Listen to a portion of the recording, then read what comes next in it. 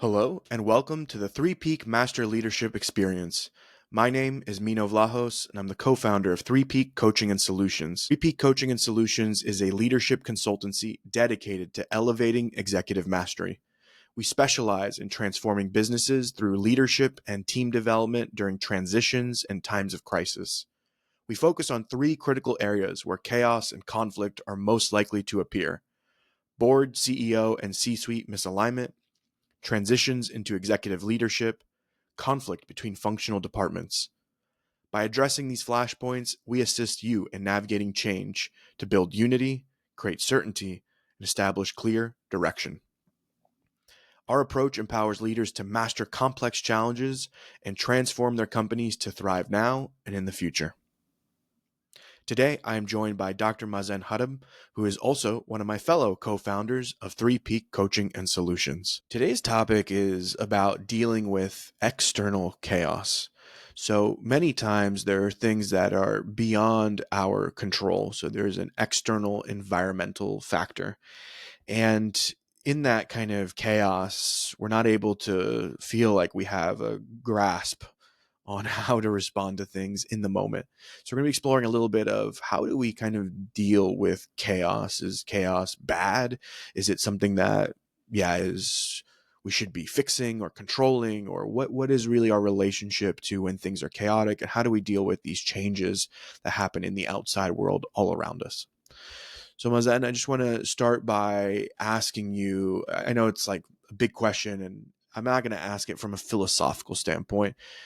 The overarching question is a little bit like, what is chaos, which is way too big, right? But I'm going to try to make it a little bit more digestible, which is, let's imagine, we are the CEO of a company and something shifts, whether it's our customers, the economy, tariffs and trade, like something happens and we're like, oh, wow, like I'm losing grip a bit and it feels very chaotic. It's something outside my control. I go back to then the question, which is like, in that kind of context, like what is really happening? We might say it's a chaos, but what is chaos in that context? Yeah, it's I like to receive it like this. I do receive it, for me, honestly, from my understanding, because my mind, I didn't prepare today for today's video.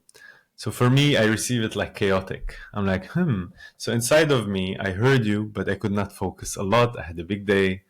So I have the light in my eyes. And then like I see there's some chaos inside of me. And I'm like, should I panic? I didn't hear him very well. I'm not focused. I don't have an intellectual thing to give him. So I'm slowly going in. I'm like, I know I will come up with the right response. Response, not answer. So in a way, in chaos, actually, what we lose touch is how to respond. So the worse we respond, the more we start speaking about chaos and the effect of chaos.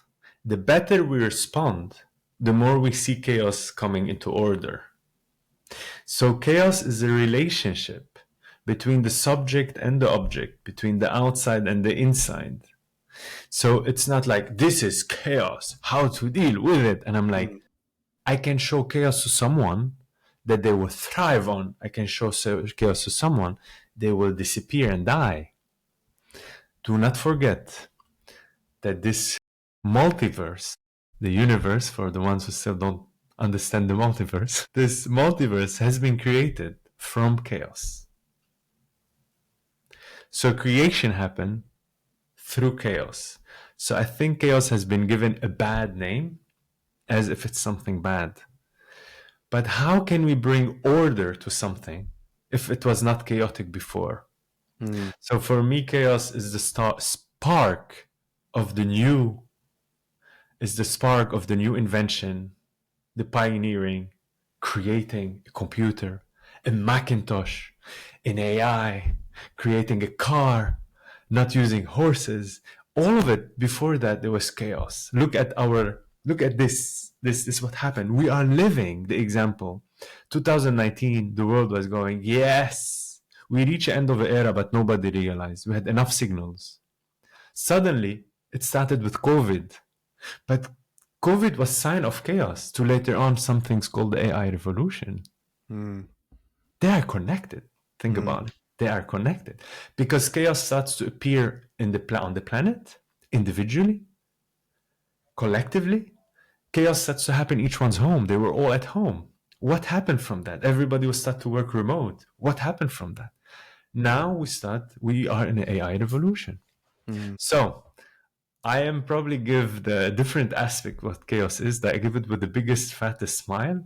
yeah. Like, yes, to thrive in chaos, but not like chaos is something needed as much as everything else is needed, is the spark of every creation. And so, as you shared, and this is kind of a bit of the say it's the opposite side of the same coin is order, right? So for me, one of the things when I think of chaos is things are not in their right place, or we're not aligned, or we're not going the same direction, or especially in like a work context, like we don't know how to respond to something. So all our old processes or ways of doing things are starting to fall apart, right? So, for instance, I think about like tariffs, and we're coaching a few leaders, CEOs who are experiencing, volatility with all the tariffs that the United States is putting on. And in the beginning, it's like a shock to the system, right? You get like, because the way we had been doing business is we had consolidated all our manufacturing, all our plants into essentially one country. Now we can't get stuff from that country anymore, or the cost has become prohibitive. So it feels chaotic because the old process doesn't function anymore. The order has immediately collapsed. And so what we think of as chaos to me is just really the old dying, and then something new must be born. So some new order must come into place, as you mentioned, Mazen. And so with the tariffs, for instance, what I've seen a lot of my clients start to do is, well, how do we start to diversify where we source our materials from? Can we also go to other Asian countries, to African countries, to countries even in Southern Europe? So you start to see this kind of diversification of supply chains start. So what you're doing is you're establishing a new order, which will have a new kind of standard operating process, new ways of working, and then that will start to feel like order, stability, and all of a sudden you feel like it's not chaotic anymore. Although, spoiler alert, at some point that old order will also have to give way to something new. So there is always cycles of change, cycles of updating, cycles of trying to do new things. We see this a lot, Mazen, where people either get stuck in the chaos or get stuck actually in a rigid, old, outdated ways of working in companies. What have you seen when they like, maybe why, a hypothesis, why are people getting stuck in one or the other, rigid old models, or just like kind of addicted to chronic chaos and not wanting to put order around things? Um, Actually, two things I'm writing down. First, because we feel comfortable with what worked before or what we're used to. Mm, Everything new bring a little bit of anxiety, thinking like the fear of the new, because the new bring change, and change we have a, in a way, innate fear of change. I'm not gonna go deep, but the innate fear of change is since we're kids. It's our relationship to life and death. So everything, a project dying, anything. So then we see change as dangerous and we don't want it. And when something new appears, we feel very uncomfortable. So the more we feel comfortable with something, the we more we tolerate to be uncomfortable with something, the more it's easy with us to go through change and easy to deal with chaos. So first, because of comfortability. Second, and this is where it took us a long time, even at 3P Coaching and Solution, like in our company, to realize. And I stopped judging those leaders. Where I really understand is sometimes people want to play out as much as possible what's possible within the old system, what is possible within the crises, how much possible for them to be able with the old set of beliefs and tools and abilities to deal with that. They like to push themselves to the limit so they can get the full learning. I see it's not possible. Hence, I really stopped telling people, oh, but come on, I really respect people's choices. When they see the crisis and and they still go there, sometimes, of course, because they're comfortable and something need to wake them up.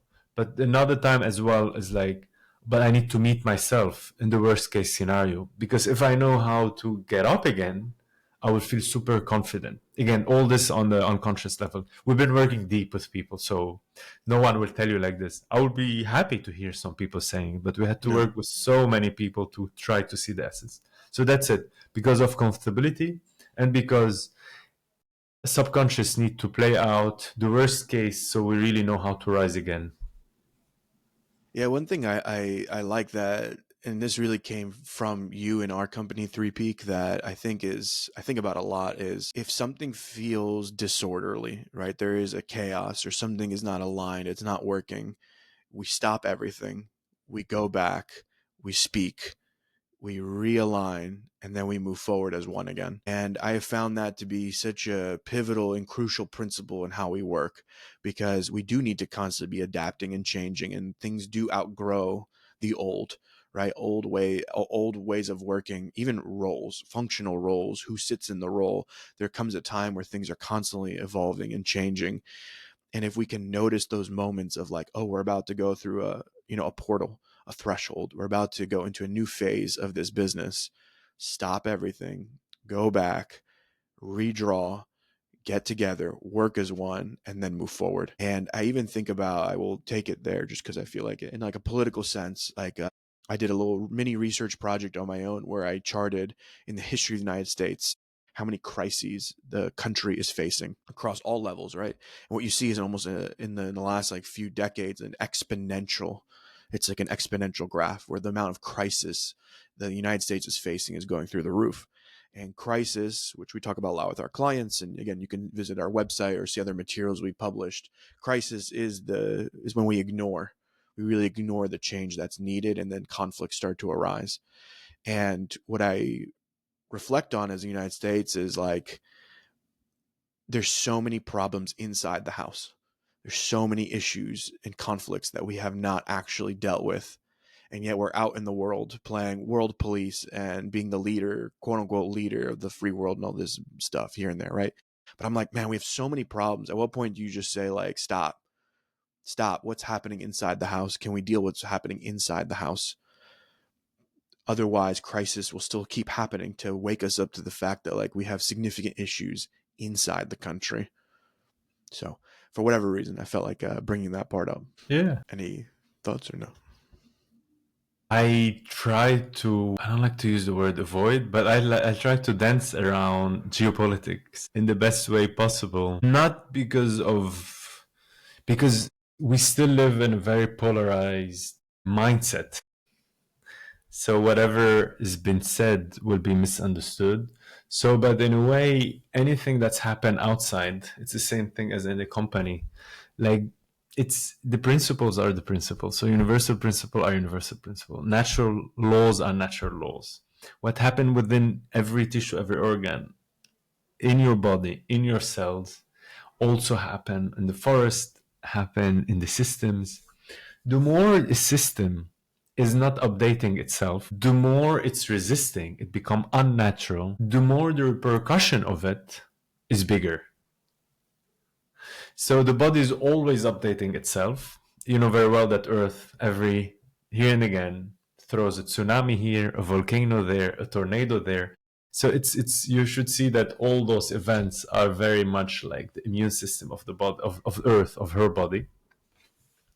Where in our body we know how it manifests. The same thing applies for companies and then countries. I would say to use geopolitics as a mirror of your own self, as a mirror of your own family, and as a mirror of your own company. So it's really respecting universal laws of putting things together, foundation, rechecking the foundation. How is my foundation? Knowing that if you put mistake or you create a mistake at the beginning of creating the foundation, you put things under the rug, it will come back at a certain point in time in a way that you do not expect. And if you call that chaos, I'm very sorry to say, but how can that be chaotic? If you miss something, this chaos is the best thing that's helping you bring that things from under the rag, under the carpet, and then look at it. The beauty of universal laws of understanding how we are, the moment you bring it, acknowledge it, correct it, the order will behave and become aligned and working in the best way possible. So whenever we see anything political on this planet and change, yes, change is needed. So that's why I do not judge what's happening, regardless what it is. When sudden things starts to change, we got to so much that politics is like that actually, and then suddenly there's changes everywhere. So I'm in a phase where I'm observant, watching, and deep down, yeah, with a small smile, yes, that's not where we're going because that's the phase of chaos, but where we're going, that's the catalyzer of where we're going. So that's why I am not against everything that's now happening, because it's really showing up how we're limited when it comes to the wars that happening, to the injustice, to the unfairness. So I'm trusting a system that is cleaning itself out, and during the storm it's heavy. Yeah. So we're in the period of change, right? And so in some Yes. ways, I feel like we did have to talk a little bit about geopolitics, about the changes in economy, because again, these are external factors that can feel like a bit of a surprise or a shock. What's your key advice to a CEO of a company where we can, I think, reasonably presume there will be unexpected things that we probably can't even predict, things we can't expect?